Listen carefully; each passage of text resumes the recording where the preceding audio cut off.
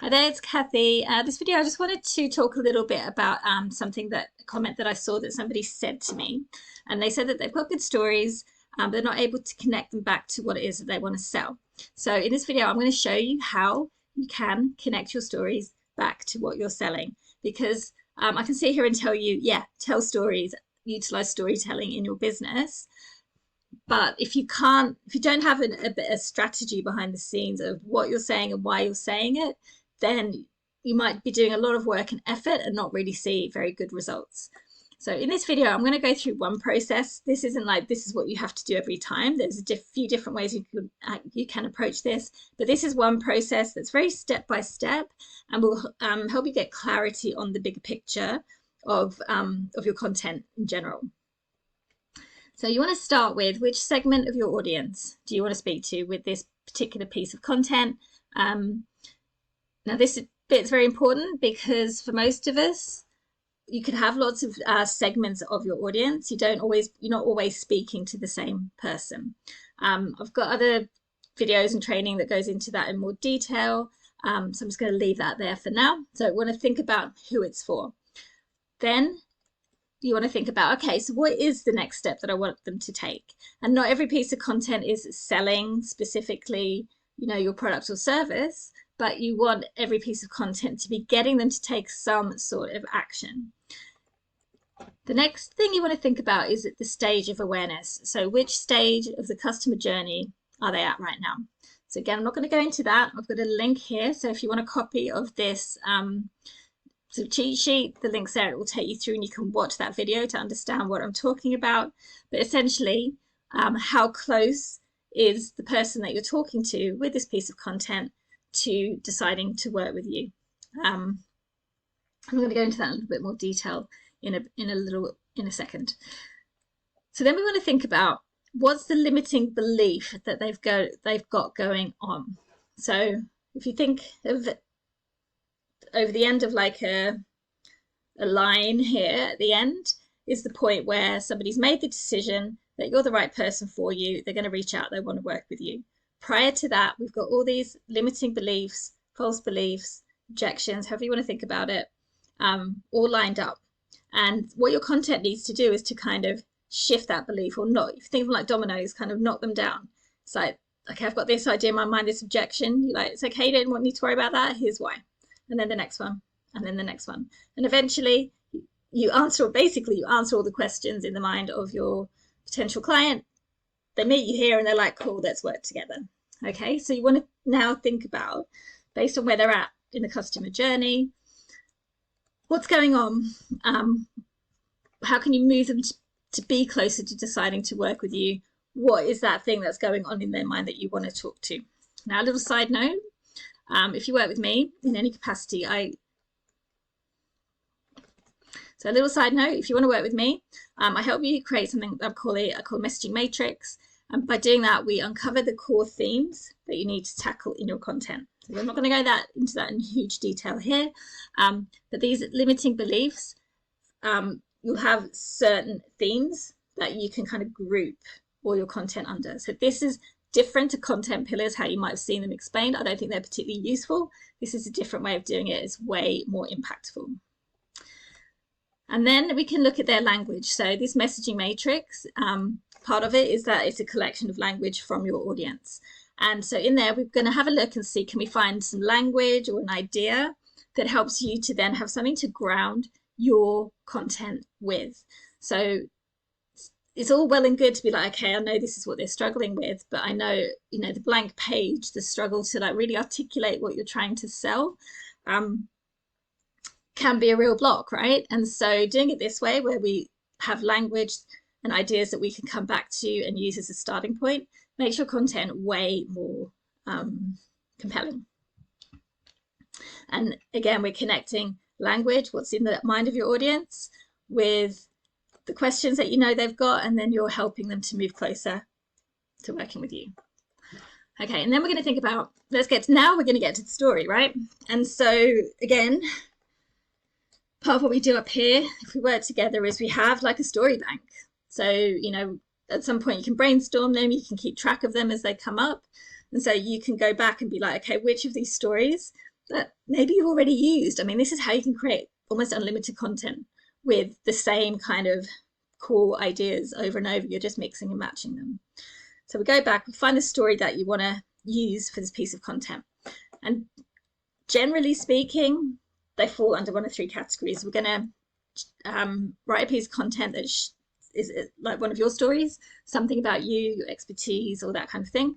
It could be sharing a client story, or it's breaking down a mechanism, some part of the way that you work that helps people understand that you can help them and how you help them. Quite often, you can blend, you end up with a blend of these things. So I just want to just take a second to say this, because I know that when we talk about frameworks and templates and do this step by step, it can sometimes feel like it boxes you in. So you're like, oh, I've got to literally have to do X, Y, and Z. No, the way I work is like, we have these frameworks to hang things off, but that's just your starting point. That's just to kind of, you get the skeleton, you put it together, and then, your creativity is allowed to kind of flourish within that framework, within those boundaries, and we're kind of keeping it on track. That's the strategy. And then you can layer the different ways that you want to do this as you're creating the content. And it just, using these kind of pieces as a starting point absolutely fuels ideas and creativity. You'll end up, when you start working like this, with so much content that you're like, wow, how do I use it all? Which is it's a good problem to have, right? And then we can move to choosing a framework. And again, these are just to, for you to follow, because it can be helpful. Again, boundaries help with creativity. And so if you start with a framework as your starting point, you can go off piste with it. You don't have to literally feel like you have to tick all the boxes, but it gets you going. And then, you can sanity check with like, have I actually ticked these boxes with my content? Have I ticked these messaging boxes? So that my clients, people who are reading my content are going to be getting from it what I need them to get from it. So I'm going to take you through an example here. So for myself, let's say my target audience was coaches who don't know what to say with their content. Okay, so this is a sort of segment of my audience. I've decided I want to have a piece of content. The next step is that I want them to join my Facebook group.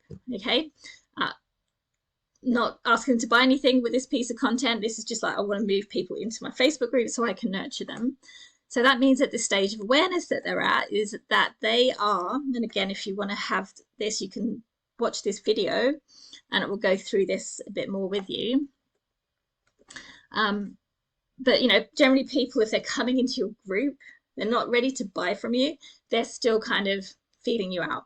They're still deciding if your solution is the right solution. Or they might be at the point where they're like, okay, I know I want someone like this person, but are they the exact person I want to work with? So these are all the decision-making processes they're going through. And that's where your Facebook group kind of falls on that spectrum of marketing. So they're kind of cold, possibly a bit warm, generally not ready to buy. So then what I did is I went back to my messaging matrix. So I've got it here. And I know that for this segment of my audience, writing sales copy is one of the things that they struggle with. It's one of the limiting beliefs that they've got. They've got all sorts of thoughts and opinions and feelings and emotions around this idea and language of sales copy. So this is a whole theme that I've got, and all this is just different ways that people have used language to talk about the struggle that they've got with this as a concept and with executing on it. So that's my overall theme. So I went in here and I found a specific piece of language. So I've taken this one out. As you can see, there are loads. So I took this one, I could take something else.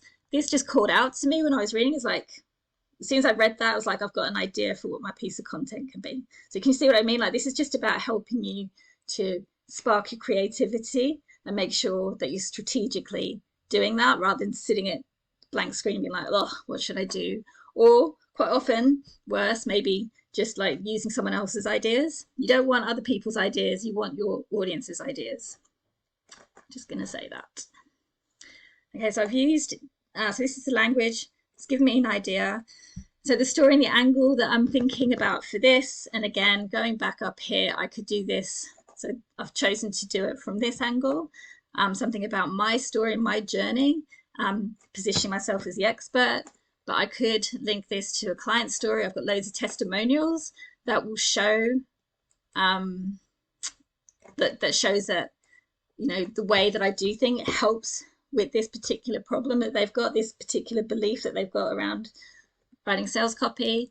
Or I could break down in detail one of the mechanisms that I use to help coaches who don't know what to say to come up with unlimited ideas of content. And in a way, this video is kind of falls into this category. I'm showing you behind the curtains of how I do things.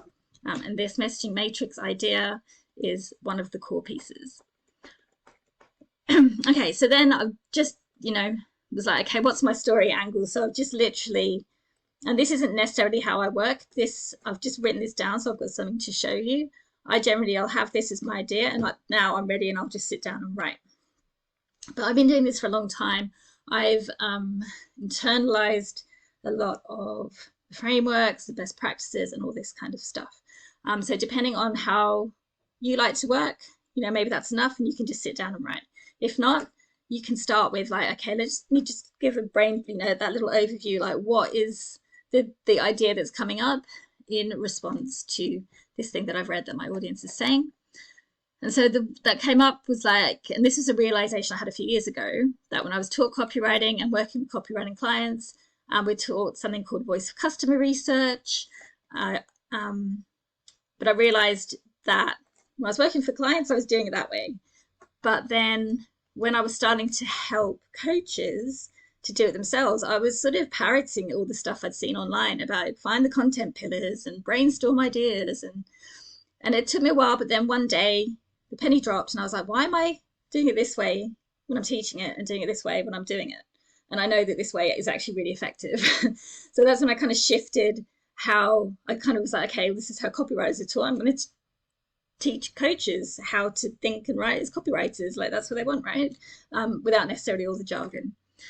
So I shifted how I did this, and I've been getting great results sharing this with my clients. So I could either talk about that in a tangible way, I could share a testimonial. So this is what I mean, that I can, you know, mix this up. So I can mix up the mechanism with the client story in this case, because it sort of just naturally progressed that way.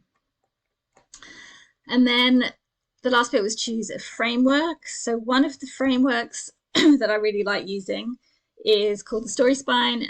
It's by Pixar, and I haven't come up with this by any stretch.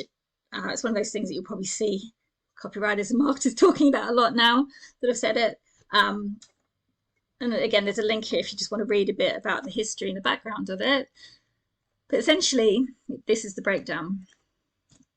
So once upon a time, every day. So once upon a time is like what's going on, set the scene, what's the context. Every day is like what were you doing every day, some context of this story.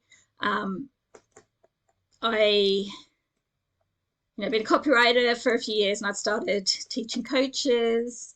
What I've been doing, I've just said it, I'm going to say it again. So what I've been doing was teaching copy and content in a way that I'd absorbed from online, from all the noise online. But then one day I realized, hang on, why am I doing it this way when I know that doing it the way that I do it for my clients as a copywriter is different. So because of that, I started shifting how I teach content and copy to coaches. Because of that, the people I was working with started really getting results, and it really unlocked for them their own creativity and how they can write content. Because of that, they started getting more inquiries. They, people say to me, like, I've had no engagement, I've had no one reach out for weeks or months, and suddenly I'm having loads of people reaching out to me. Until finally, I launched my membership, let's say, and ever since then, I've been refining my methods, helping coaches to, refine their messaging, tell stories, and use content in a way that's creative and get some clients, something like that. There's my story. What's missing from this is a call to action. So you just chuck a call to action on the end. So, I share more different ways, more ways of how I can help you with this inside my free Facebook group. Here's a link if you want to join, and I'll hook you up with the training as soon as you, answer the questions, and I'll give you a relevant training as soon as you join, which is what happens. So hopefully that helps. So you can see that if you follow this kind of step-by-step process. It's a little bit of just thinking, putting some pieces in place, and then getting that spark of creative energy, and then just going with it. Use that framework to hang things off. Don't get too like bogged down in being literal about these kind of things. And you will do this a few times, and you're going to really start seeing, oh wow, this story, this call to action, this story is going to help somebody who's close to buy, ready to buy with me. Here's how I'm going to put that piece together, and so on. And I hope that helps. Like I say, if you want a copy of this document, to just have a look at the links and get this framework, just let me know and I'll shoot it through to you.